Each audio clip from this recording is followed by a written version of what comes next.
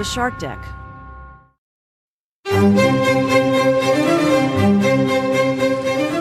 Hello and welcome to Palace Intrigue. I am your host, Mark Francis. So there you are, minding your business on the tube, and you look up and see William and Kate riding the subway as if they were just a normal married couple and not at all a photo op. The Walesers caught the Elizabeth line at Acton and went 3 stops to Tottenham Court Road. The Mirror reports on arriving at Acton Station, the couple tapped in at the ticket barriers with Oyster cards before making their way down to the platform. And while on the London Underground, they met with Transport for London workers to hear about how they're preparing for a busy weekend. At one point, Kate was asked about Charles' coronation on Saturday and replied, "Yes, it's going to be a busy time. We're getting there. I still feel like we're trying to get the ducks in a row." However, Kate appeared to commit a faux pas by standing on the left of the escalator when guidance says passengers should stand on the right. The Walesers then headed to the Dog and Duck pub, where they were seen enjoying pints as well as meeting members of staff from other businesses in the area, preparing for the coronation weekend. Continuing the charade of acting like normies, they even tried their hand at pulling pints from behind the bar, with William appearing to struggle to pull the perfect beer. To be fair, the Daily Mail's Rebecca English tweeted, "As someone who worked in a bar for years, I can tell you that pulling the perfect pint isn't as easy as it looks." The royal family hosted a garden party. There are usually 4 annual garden parties hosted by the royal family at Buckingham Palace and the Palace of Holyrood House for around 30,000 guests. People reports the King and Queen looked sharp for the event, with the King sporting a top hat. Camilla wore a blue and white dress by Bruce Oldfield for the occasion, completing her look with a Philip Treacy hat. Also in attendance, Lionel Richie, who will be performing as part of Sunday's concert. But Lionel made a faux pas of extending his arm to shake the hand of Camilla, and then a couple of times gently patted her on the arm. You're not supposed to do that. In royal etiquette, the person needs to wait for the royal to move to shake their hand, and touching a member of the royal family is not allowed. In addition to mingling with members of the royal family, guests are treated to tea and cake. According to the royal family's website, around 27,000 cups of tea are served and 20,000 slices of cakes are consumed.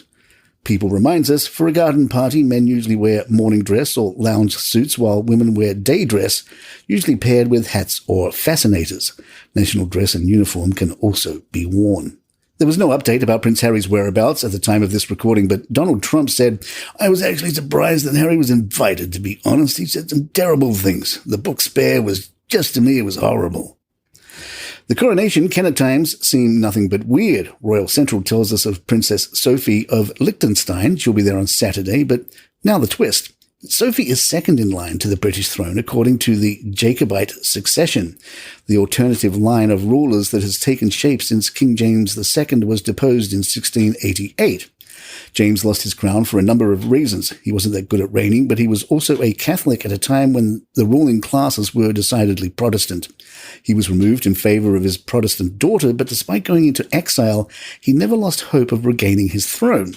That claim was passed down to his son and grandson, who both took a tilt at taking the crown. Their supporters, the Jacobites, also kept the claim going, and even when the direct line from James II died out, the alternative royal succession didn't. It just passed to other parts of the family and now rests with Franz, Duke of Bavaria, who, according to Jacobite succession, could be King Francis II of Great Britain. He has no children, so his heir is his brother Max, and Max's heir is the eldest of 5 daughters, Sophie, which means that the Princess of Liechtenstein, who has just confirmed she'll be at the coronation with her husband, Prince Alois, is number 2 on the list of Jacobite successors. To be fair, Sophie and her family have always said they have absolutely no intention whatsoever of pursuing the claim. But wait, there's more. Catholics still aren't allowed to take the throne, the only faith group barred from succeeding. Princess Sophie could be stopped in her tracks from any potential claim by the Prime Minister waving the law at her. As daily podcasters always in need of juicy content, we fully encourage Sophie to shock the world and claim the throne tomorrow. Palace Intrigue will be right back. Hey, I'd like to tell you about a new sponsor of ours just in time for the coronation, and that's ExpressVPN. Now, ExpressVPN is an app you use when you're online that creates a secure encrypted tunnel between your device and the internet so hackers can't steal your data. It's something you should always be using when you go online in public places like cafes, hotels, airports, basically anywhere that's not your network But there's something else that's really cool about using a VPN. Have you ever tried to watch TV from a foreign country and it says, sorry, this content is only available to users within that country? Well, a VPN can give you access to almost every country in the world as if you were there. That means you can watch sporting events from around the world, local TV from another country, and here's the big thing, access to UK TV for the coronation. It's almost as good as being there. So all you do is fire up the app, go to your website of choice, and it's all there easy and quickly. ExpressVPN works on laptops, mobiles, any device. Secure your online data today and watch TV from around the world with ExpressVPN. Now go to expressvpn.com/palace and get 3 extra months free. That's expressvpn.com/palace, expressvpn.com/palace. I'm Nina Hobson, ex-police detective from the UK. I've worked on every crime mentionable, from murder to kidnap to stalking to fraud. When I left the force, I launched my own investigations firm that soon became a global operation.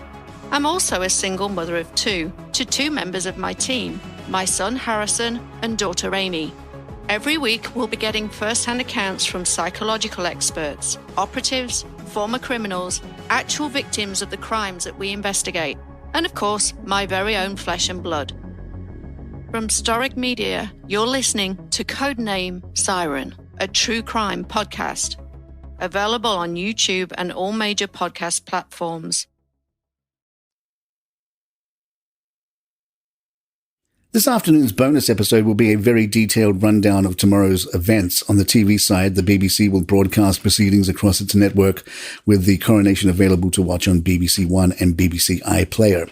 Sky News coverage will be led by presenter Kay Burley, who will report live from Westminster Abbey as troops who have a role to play in the coronation assume their positions. From 8 to 9 p.m, Gillian Joseph will recap the best bits of the day, including a look at celebrations across the UK. Sky will round off its coverage with a special coronation highlights package from 9 to 10 p.m.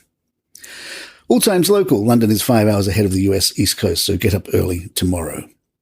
The Guardian took a look at the archives to see what went on at previous coronations. Documents include bills submitted to the Exchequer for the robes worn by past monarchs, such as Elizabeth I when she was crowned in 1559.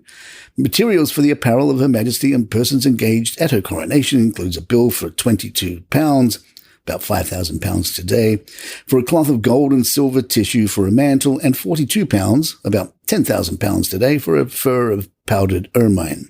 As for the last coronation, that of Elizabeth II, her signed coronation oath is one of many items, including the official Ministry of Works published record, which includes fastidious detail. An inspection of the lavatories set up for the congregation at the Abbey on Coronation Day found that much of the lavatory paper has been removed, and in future it will be necessary to take special steps to prevent this. The Mirror has some do's and don'ts for your coronation party via party expert William Hanson. Cardboard cutouts of the royals are an automatic no-no, he says. Royal face masks should also stay in the shops and not be seen on the streets.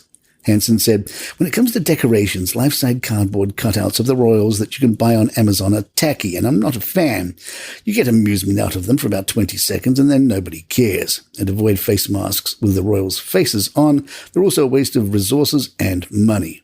We'll be back in the early afternoon with an episode covering the coronation schedule. There will be no episode of Palace Intrigue on Saturday morning, seeing as it would be released in the middle of the coronation and thus immediately irrelevant. We'll have an episode on Saturday afternoon, then back to our normal schedule of one morning podcast beginning on Sunday. Unless, of course, Harry or Meghan throw us a curveball. And there you have it. If you'd like to email us, our address is thepalaceintrigue@gmail.com. Please follow us on Spotify, iTunes, Google Podcasts, YouTube, or your favorite app of choice. I'm Mark Francis. My thanks to John McDermott. This is Palace Intrigue, and good times. All right, here's the pitch.